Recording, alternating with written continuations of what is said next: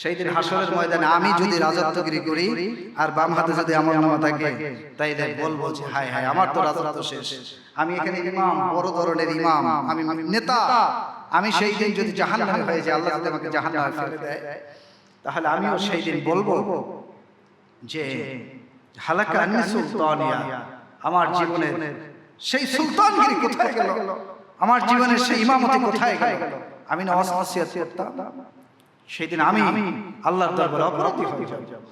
আমি নিজের জন্য নিজে বলতে পারবো না, প্রত্যেকজন নেতা সেই দিন বলবে হালাকা আন্নি সুলতানিয়া, আমার নেতৃত্ব শেষ, আমি কি করেছি, আমার সম্পদ, আমার বাড়ি গাড়ি অট্টালিকা কোথায়, নাই কিছু, সব তো মিশে গেল।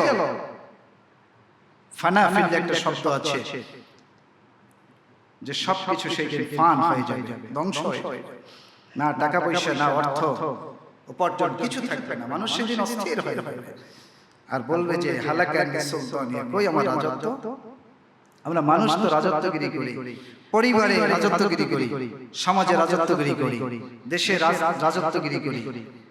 আমি সেই দিন আমরা দুইটা কথাই বলবো, আমার সম্পদ কোনো কাজে লাগলো না, আর হলো রাজত্ব কোনো কাজে লাগলো না। ওই দিন রাজত্বের একমাত্র মালিক কে? সবাই বলেন কে?